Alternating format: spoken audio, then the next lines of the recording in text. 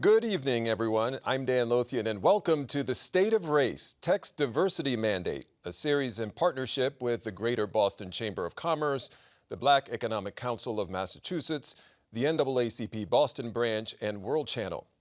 Tech is one of Massachusetts' largest and fastest growing industries and one of the least diverse. Nothing shows the lack of diversity more than this pie chart. Take a look. According to a recent study from the Massachusetts Technology Council Leadership Council, an overwhelming 67% of the state's tech workers are white, 20% are Asian American, 7% are Latino, and only 5% are black. There was a big push after the murder of George Floyd to diversify tech, but 18 months later, what, if anything, has changed? Joining me for tonight's discussion are David Delmar Sentius, founder and executive director of Resilient Coders, Paris Chandler, founder and CEO of Black Tech Pipeline, and Pranshu Verma, technology reporter for the Boston Globe. Good to see all of you here tonight. By the way, after tonight's conversation, you'll have a chance to meet our panelists in a separate Zoom room. I'll have a little bit more on that later in the show. So, Pranshu, let's begin with you. There are probably no real simple answers as to why this lack of representation in tech exists, but perhaps you can take a crack at the reasons and how we ended up here. You know, I think it's a great way to start here because so much of what we're talking about, we've pointed out before, time, year after year after year after year. And it just shows how systemic the nature of this problem is. Getting people into high-paying careers needs to make us look completely from the beginning. We need to look at how many families of color in Massachusetts are earning significantly less than their white counterparts, rendering many unable to live in high-end school districts that provide the training that helps you get into a career in technology. Look at the state's top universities. Look at the Harvards and the MITs of the world. Look how diverse they are and how diverse the other schools are that have a much more diverse pipeline of people coming out. And look at where people are recruiting from. So, and then also just look at all of the factors that have come into play when you've had venture capitalists year after year funneling money to startup founders, predominantly to white startup founders. Very few, if any, of the dollars are going to individuals who are black or brown. And so you have a system that's been set up year after year after year to value certain people and has been leaving behind a certain other group of people. And Pranshu, you said year after year, there are discussions around what can be done or the problem itself. Does it usually come whenever there's a seminal moment in history, when there's something plays out on the streets or there's some other controversy that causes people to talk about it and then they forget about it? I think that's right. I think if you look, obviously, in 2020 with the police killing of George Floyd, that sparked a tremendous amount of pressure, fierce pressure on the technology industry to change. And what did you see? You saw statements from company after company after company saying that Black Lives Matter, saying that they would put efforts in. Now, to be fair, some have done some things, but also to be fair, our reporting shows throughout Massachusetts that many are still falling very behind, and some of the same problems still plague us today. Paris, to you, what are your thoughts when you saw those pie chart numbers? 5% African Americans, 7% Latino. What are your thoughts on those low numbers and how is Black Tech Pipeline addressing them? Honestly, they're not surprising to me just because I feel like we see this trend where, something horrific happens in the Black community and then companies want to hop on the train of saying, we want to diversify, we want to do better, we want to be actionable. But they don't really put processes or policies in place to really, welcome Black people into their companies, Black and brown people and people of color from underserved communities. It's the same thing with hiring. they'll hire, Black and brown people, but they don't have anything in place to actually retain them. And then you're welcoming people into an actually unwelcoming environment. So with Black Tech Pipeline, I'm really focused on the retention piece, not just the placement. So I place Black technologists into companies, but then I stay on the job with them for their first 90 days. And that's to make sure that they're actually having a good experience, to make sure that they're actually being set up for success. And if they're not, I relay this feedback to the employer and I work with them on improving that hire's experience and improving their policies overall. And Paris, I'm wondering, is it that these companies have good intentions, but they don't have the resources or the real infrastructure to make it happen? I think it depends on the company. It's really different. There are some companies where they're actually pretty performative. Maybe the ground level employees really do fight for diversity, equity, and inclusion, but in order to make change within the internal company, you have to get permission from those higher up and executives and those in director level positions. And DEI may not be their priority, so they'll either say no or not give responses, or they don't put it in the budget, and there's not enough to actually make change. So I think there's a range of reasons, as to why things don't actually change as quickly as they should. David, I was surprised when recently you announced that you plan to step down as the executive director of Resilient Coders this year. This is something you've been very passionate about for so long, and I'm gathering that you run into this wall of frustration, some of the things that we've already talked about here? Oh yeah, absolutely. All the things that we've talked about. So I started this organization as a vehicle towards economic justice. That's what I care about. Economic justice for Black and Latinx communities. That's it. And it's been that to a certain extent. But I think that both Pranchu and Paris are hitting on two of the reasons for which I've become increasingly frustrated with this particular angle that I've chosen.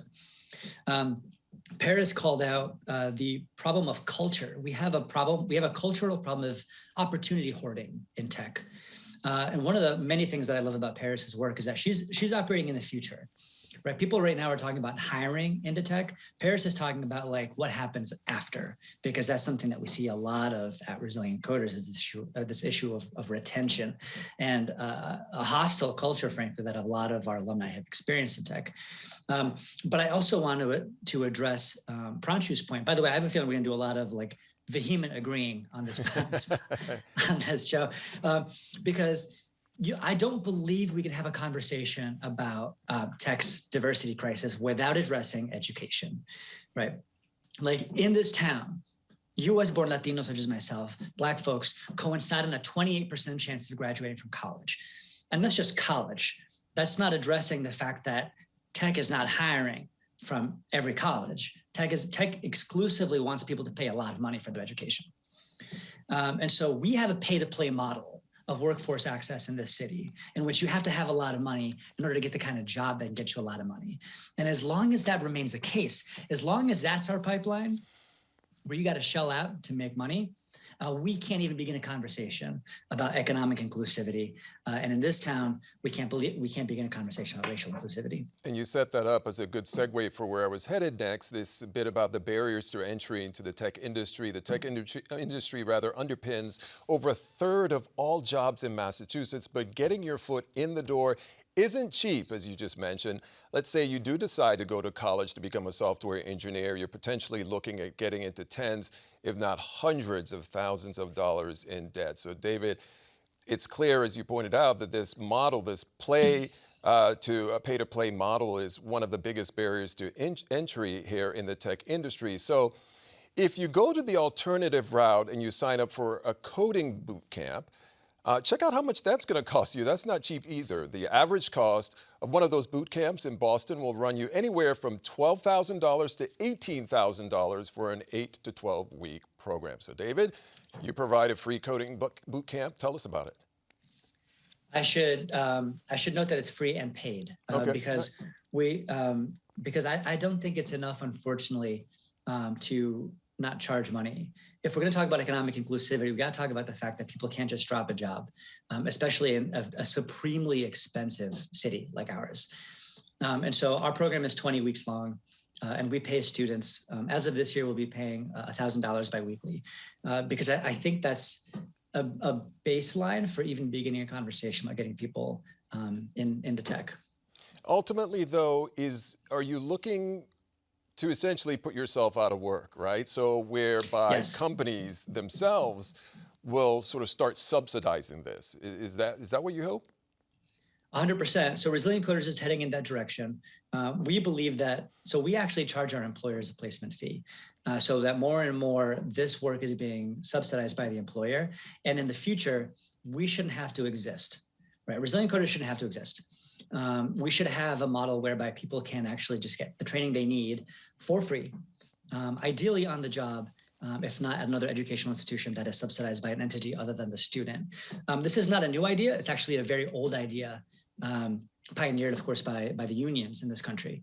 And so there's no reason for which we can't go back to that other than our endemic culture of opportunity hoarding. Paris, do you think that old idea can work? Yeah, I do. Like, like Belle said, like this shouldn't have to exist. Like it's too bad that DEI also has to exist because we do have opportunities hoarded from us, and we do face exclusion and racism and all these things in the workplace when you're underrepresented, and it's just unfortunate. But yeah, there should be training on the job. And I know a lot of companies who are doing that now, where they're upskilling their own employees so that they can actually promote them instead of hiring out. And there should be other external programs for people who are, maybe in like blue collar jobs where they can also get access to education and a higher paying salary. And Pranchu, are you hearing more of that from companies, that they're looking to create these kinds of programs that can fund whether it's training or helping to, hang on to some of these employees of color that they do bring in? I am, to a point. They're doing it with partnerships, such as with David's organization or with a few other organizations within the industry.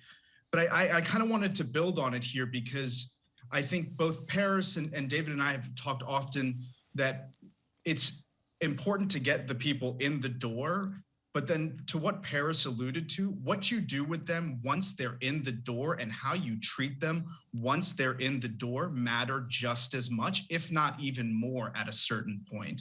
And I think that's where we are needing to look now when we talk about diversity, equity, and inclusion when we come to the corporate level, because it's becoming very easy to establish partnerships. There are a lot of great pioneers trying to give people the right skills to enter into the workforce. But look at the retention, as Paris has talked about, and as David has talked about. Look at the treatment and the implicit microaggressions that people face day after day after day that they've told us in our course of our reporting. And you'll start to understand why that, when you talk about why David's leaving his organization and thinking about doing things on a much broader scale, that the problem itself is just now looking to has to pivot towards another part of the funnel. And I do want to come back to talk about that a little bit more later in the show, but let's talk about elitism that surrounds the tech recruiting process. It's pretty prevalent across the board, says Corey Thomas. He's the CEO of Boston-based cybersecurity company Rapid7 and sits on the board of the Boston Chamber of Commerce. His company has made great strides on DEI, but he knows old patterns are hard to break. One of the things I found at my own company is that much of the tech industry, including my own company, tended to have a type of academic elitism. And it was a mentality that said you could only be in the technology industry if you went to less than like 50 schools around the world, which is just patently absurd if you actually think about it. And so when we started, really thinking about like what we wanted to represent, it started this long road towards saying, how do we just find the best talent? And then how do we actually know that we're doing this job of actually finding the best talent, nurturing the best talent, and developing the best talent, and not being stuck in a mode of thinking that said talent only looks like this, it only comes from these schools, it had to have these specific experiences. And so that was the journey that actually started. And then we just talked about it. We had lots of conversations about it. We explored a lot. And we got to a place where we set both goals, but we also had the mechanism to achieve those goals over time. Pranchu, we often think of Harvard and MIT as being the pipelines for big tech companies like Google and Facebook. Are those companies changing their approach in the hiring process? They're trying to, yes. There are a number of companies that are expanding past Harvard and MIT. Some are looking at other public universities in the area, and the hiring managers are being cognizant, actually at Rapid7 being one of the pioneers of this, of making sure to accept less of referrals from your own networks, because oftentimes referrals just perpetuate the same institutions showing up in the resume pool over and over again. And so I do see a number of companies starting to do this. Of course, we'll talk probably later about the things that are going wrong on the other side. But yeah, we are definitely seeing that circle widen a little bit. And I wonder if some of them are willing to even reach down to young people who are just coming out of high school, who maybe took some courses on the side, community college and so forth. Are some of them willing to do that in order to broaden the pool of applicants? I've seen a few biopharmaceutical companies, biotech companies that have been pioneering in their diversity, equity, and inclusion practices to go to local high schools, for one, to show, these are the skill sets that you kind of might need, and this is what a career might look like. Also to show that, this is open and this is available, and this is something that you as a person that is Black or brown should absolutely think is a career path that you can do and thrive and see yourself in and see role models in. Again, not enough, but definitely there are some starting there. You reminded me of something here, and this is a question to anyone who wants to take it, but is this problem just isolated to, what we think of sort of the core technology companies, or is it across fintech and biotech? Are all of them challenged in this area? Anyone who wants to take a stab? I'm going to say all of them. Yes, all. Yep, same. So we're talking about here a real systemic problem. So the solutions that we will be talking about, hopefully tonight, getting some solutions, really apply to the entire tech field. Paris, you've said that getting more people of color into the tech field isn't just a pipeline problem, it's a networking problem. What do you mean by that? Yeah, so what I see a lot of companies say is that they don't have diverse candidates coming into their pipeline. And so my question to them is, what are you doing to get them in there? Are you just sitting down and waiting? Because that's just not going to work. You have to meet people where they're at. You need to network with people from different communities who don't look like you and who are outside of your comfort bubble, in order to have them learn about your company and your opportunities and get them excited about applying to your company. So that means getting up and actually doing the work. And like I said, meeting people where they're at. David, I want to bring in a question from an audience member that fits into the idea of, do you need to be a certain type of person to work in tech? Belmundo Rodriguez Perez from Northeastern asks, how can a young Black male break the mold of what we were expected to conform to when entering this field? Meaning for someone like myself who grew up in a city and could appear to look like a stereotypical hood kid, and those are his words, how do I break that stereotype? How do I have to, or do I have to cut my braids off, hide my tattoos, or not wear my earrings? Yeah, this actually speaks to my frustration, is the fact that he shouldn't have to do any of those things. And so early on, back in the early days of Resilient Coders, I had this line in all of my speeches where I used to say that there's nothing that I can do about that dynamic. There's nothing I can do about the fact that there exists this wall between where people might have grown up and the opportunities on this far side of the wall, other than to build a springboard. And so early on, we thought of Resilient Coders as a springboard. Let's get you up and over. And so we're grabbing folks by the ankles and flinging them over this wall into these spaces. And along with that vaulting comes things like, you got to maybe think about dressing differently, do this, that, and the other thing, present in a different way. And I'm sick and tired of it. I'm sick and tired of it because we have managed to normalize the wall. We have managed to make that a system that has garnered spectators who are thinking, all right, cool, problem fixed, we're all good, this is all set, and they're clapping. And meanwhile, I'm over here saying, like, no, put those hands to work in dismantling the wall, because we shouldn't have to be doing this. And I'm wondering if, during the pandemic, a lot of people have been working from home. And I think as we look to the future, we're going to see more of this hybrid model, a lot more employees who probably will never have to come into the workplace. So as it relates to that question that was just raised, is it possible that people may be able to move up in these companies to make gains because they aren't facing some of those barriers of how do I dress, how do I look? How do I need to conform? Yeah, so there's good and bad that comes with this. First of all, I'm actually an optimist. I think that I think we have real opportunity here, and I think one of the ways in which we have opportunity is what you just mentioned, the fact that we're working from home, which allows for a lot of other things. That's its own sort of bucket. One of the challenges, though, with this remote workforce is that managers, specifically folks who are new to management, they don't know how to. Not knowing how to manage people, they think that management is fundamentally a question of surveilling, making sure that people are doing the work that they fundamentally believe that they don't want to be doing. And I think that there's a certain degree of racism that is maybe inextricable from this question of whether or not you think your employees really want to be working and what your role is in surveilling them and seeing if they are actually performing. And that's something that I think is a big issue right now, is that a lot of folks feel that they are being surveilled and goalposts are being moved on them to ensure that they're being productive at home. Now, while landing your dream job in tech can be a struggle, I think for some people, getting hired is only half the battle. Paris, you've been the only person of color on a team before, so we were just talking about the folks who might end up having to work at home and not be in an office environment, but you've been there in an office, the only person of color. What has that experience been like for you, and did you feel a certain kind of pressure to be the, quote, perfect minority? Yes, absolutely. For my first 2 jobs in tech, I worked in the office. For my 3rd job, I worked remotely.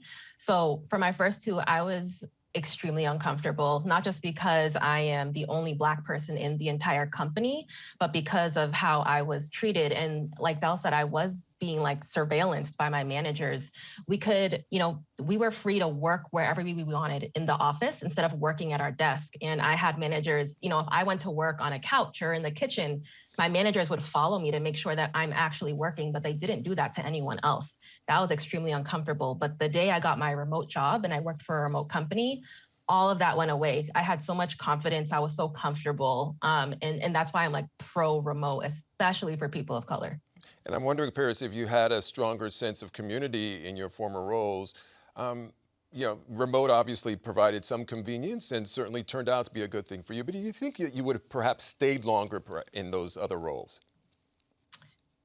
For the roles in office, no, just because of how I was being treated. It was even hard to really make friends and build relationships with people. I was very much an outcast. I was excluded from a lot of things. And I overheard a lot of conversations that let me know that, I'm not welcome in this group. So no. I want to go back to Corey Thomas, who is one of the few Black CEOs of a public company in Massachusetts. Here are his thoughts on how to make people feel at home in the workplace. I am a deep believer of the idea of clustering, meaning that you actually bring cohorts together. So I think that if people feel like they may be the only, or they don't see sort of like other folks, it's hard to really attract critical mass. So part of it, I think, is sort of creating a space where people feel like they can do their best work. People do look and say, do I see people that actually look like me? And it's not the emphasis on just the look, but they're looking for signs that basically they're going to be welcomed. And what I would say, in the absence of the welcoming signs, you have to be very overt that basically this is going to be a place where we support you in actually doing your best work. And that means you can actually sort of come as you are and you don't have to hide. David and Pranchu, what are your thoughts on this? I'll let David go first. Go ahead.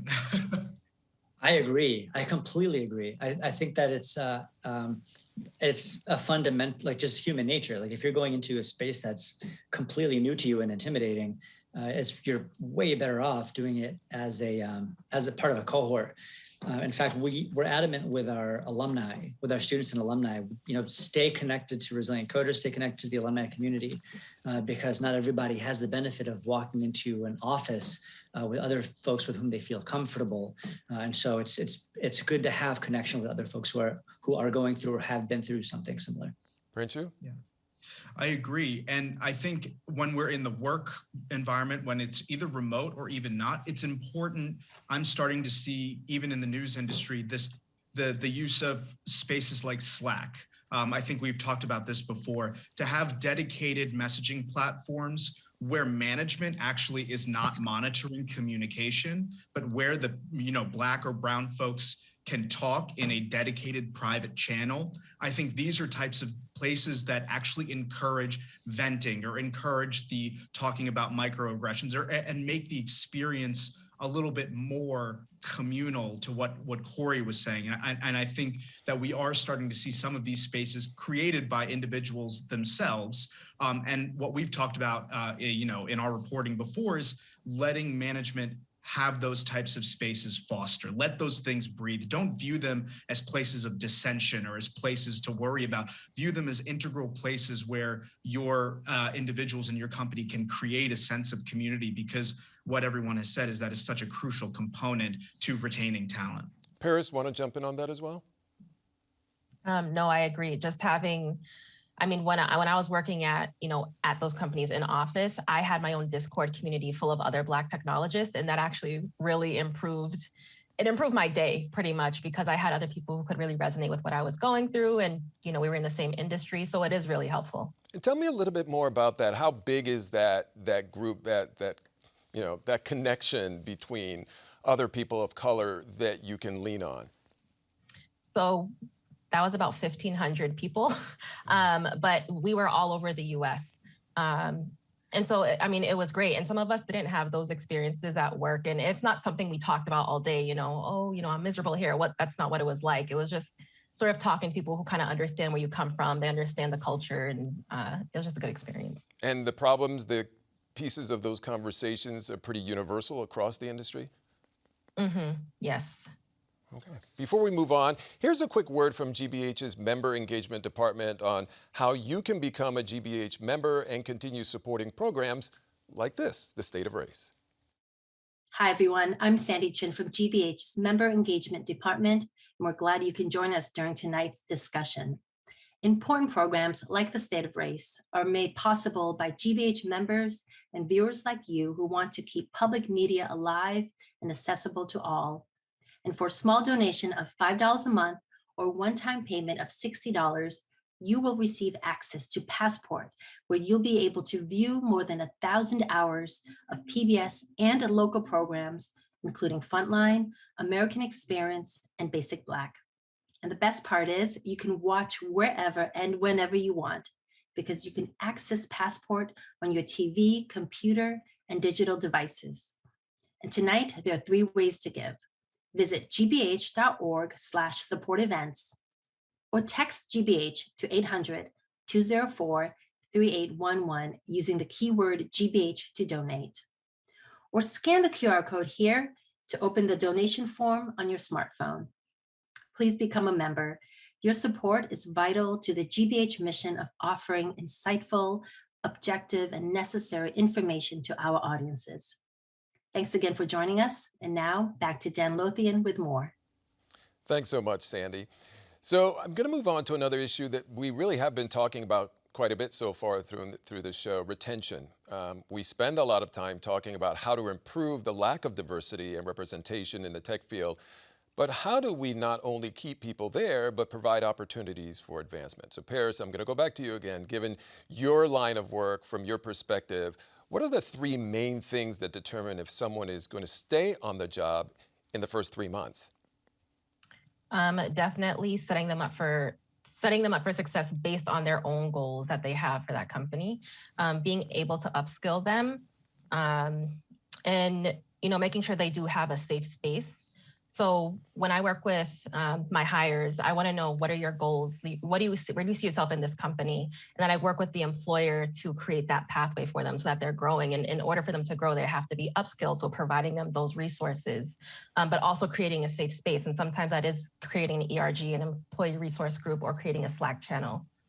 And is that something that has to happen very quickly, or at least the employee has to know that there is this step of, okay, in the first week, we're going to do this. We're going to remind you that we were working on this project. How can you make sure that you're making the employee understand that this isn't something that you're just promising to do, but you're going to stick with it? Mm-hmm.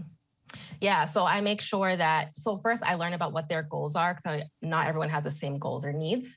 So once I understand what those are, if they have to have one-on-ones with their managers, we set that up in the calendar so that they get reminded every week, okay, it's time to meet with my manager so that they can go ahead and have that one-on-one. So I do things like that to make sure that you can actually see this is going to happen. We're not just talking about it.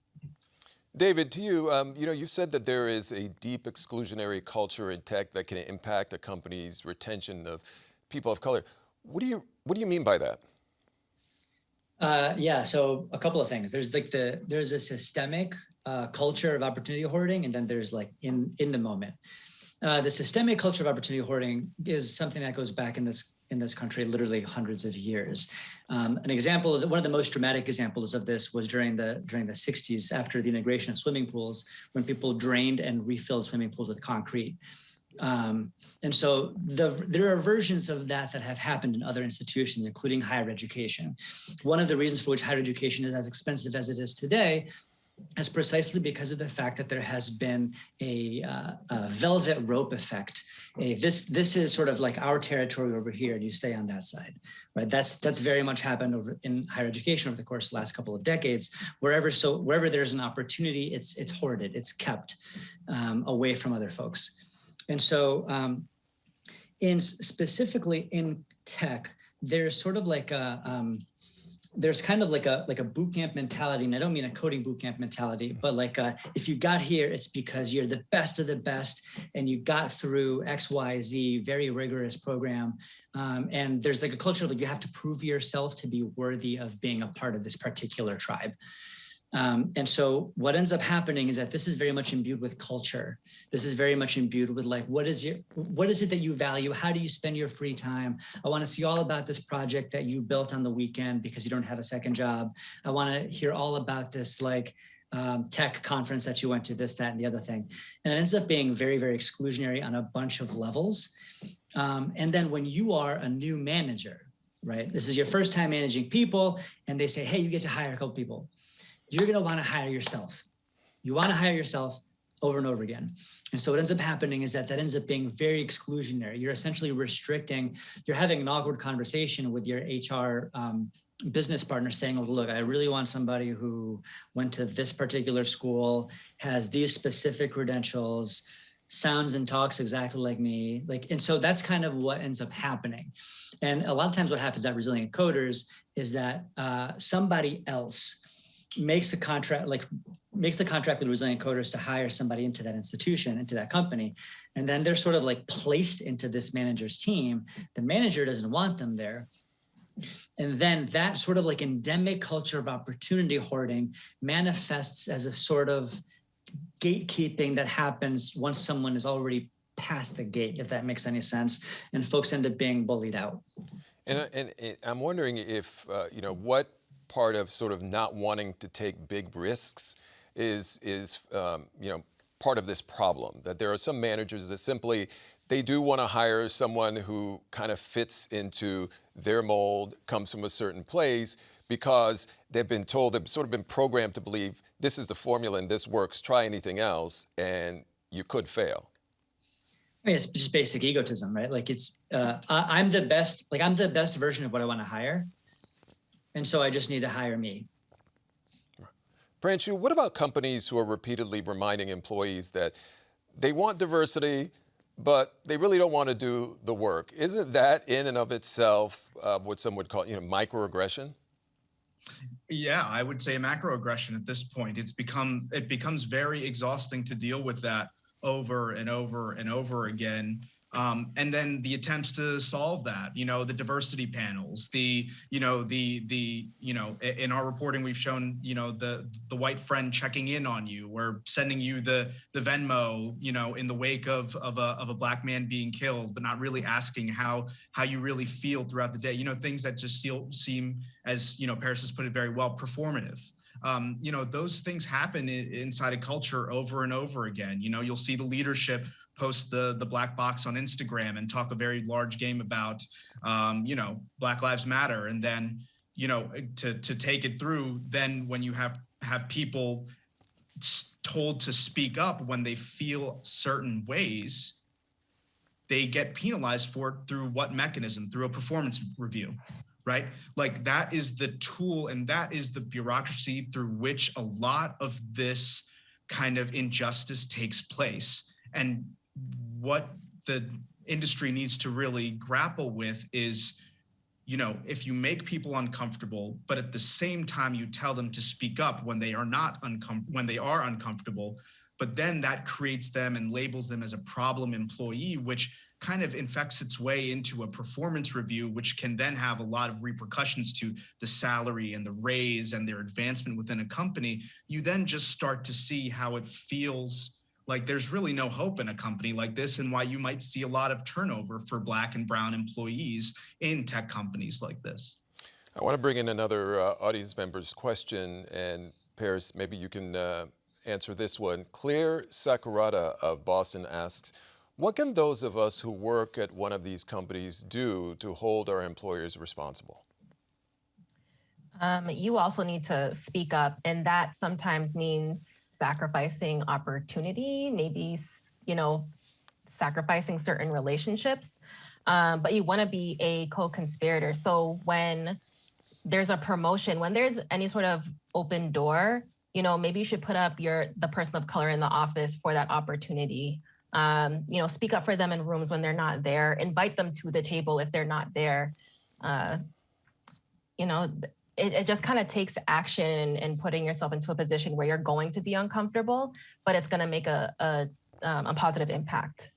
I know in office environments for people of color, so you have people who are, you know, white employees who do speak up, and then there are people of color who sometimes are afraid to speak up because they're in a really good job. The salary of these tech jobs is enough for them to tolerate some of these microaggressions in the workplace. Another individual we spoke with said, quote, "The money has been life-changing and I have a solid career with tons of growth.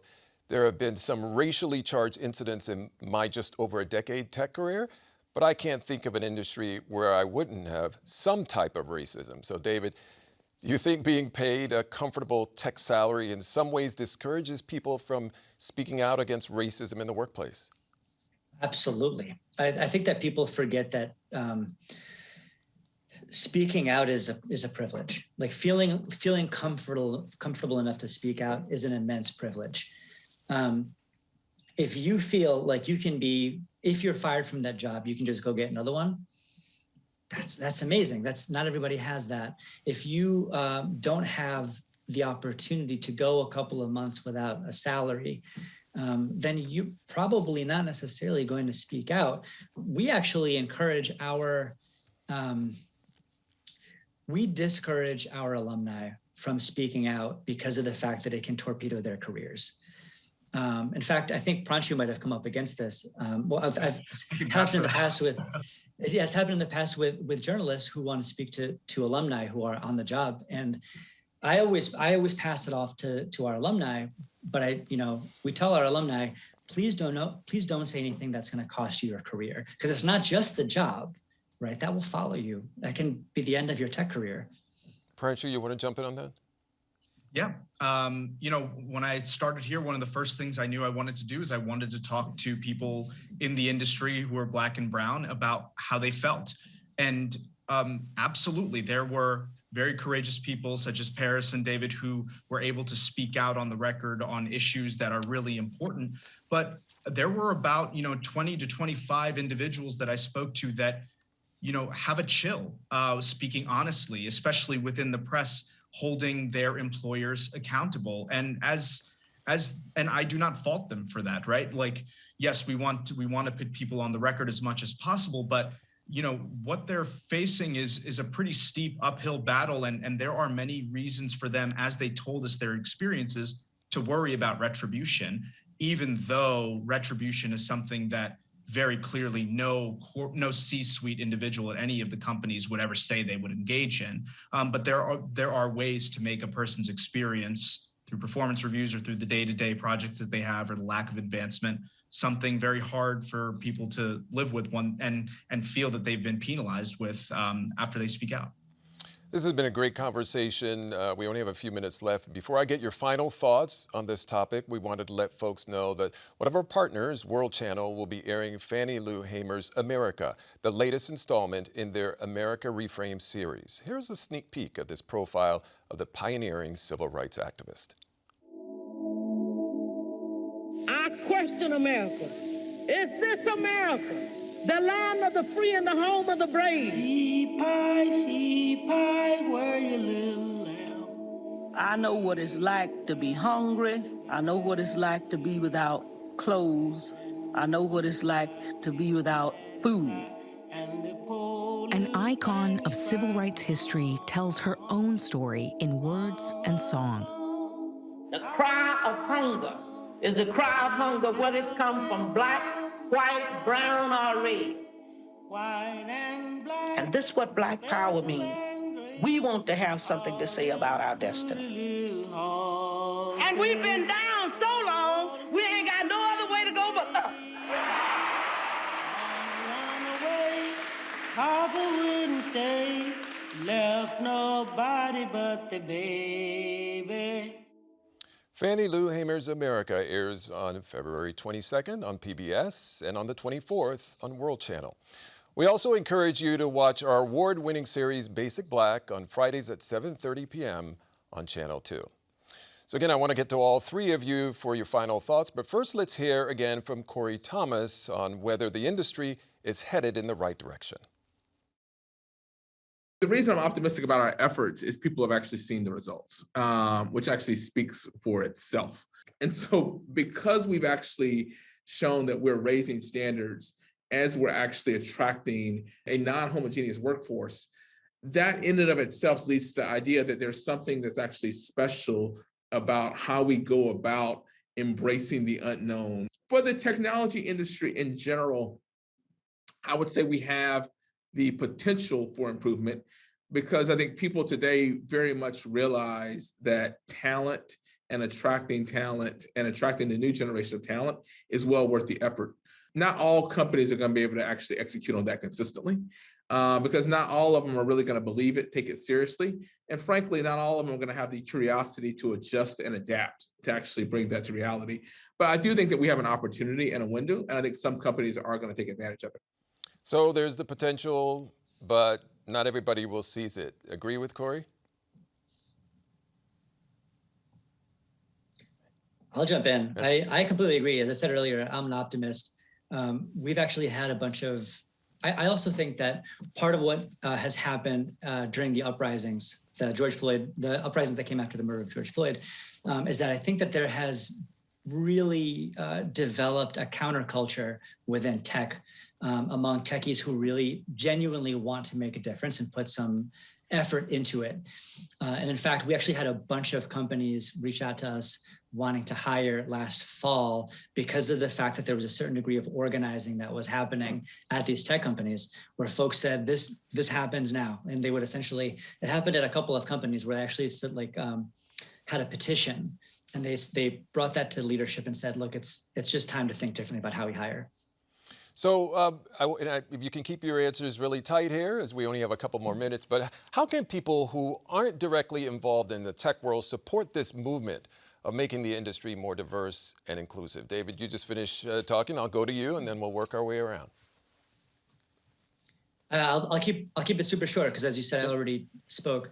But I really think that just talking with your colleagues to develop what is it that you want to do. What is it that you have in common? What are the common principles or tenets that you have about how your company should be hiring differently? And then bring in members of leadership at the appropriate moment. Paris? Make sure you're speaking about these opportunities and resources in communities or to people who may not have easy access like you do. Pranchu? Speak up, set challenging goals, be public about the goals you challenge yourself to, hold yourself accountable to those goals, and when you don't meet them, understand why and try to do better. Great and a wonderful conversation. Thank you so much to our panelists, David Delmer-Sintius of Resilient Coders, Paris Chandler of Black Tech Pipeline, and Pranchu Varma technology reporter for the Boston Globe. We also want to thank all our partners, the Greater Boston Chamber of Commerce, the Black Economic Council of Massachusetts, the NAACP Boston Branch, and World Channel.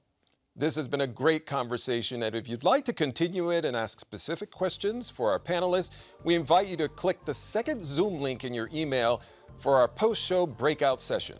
Joining Paris and David will be the folks from Canopy Equity Coaching, who will share what employers can do to create a more inclusive workplace. And make sure to join us on March 31st for our next State of Race, where we'll be talking about equity in restaurant ownership. I'm Dan Lothian. Good night.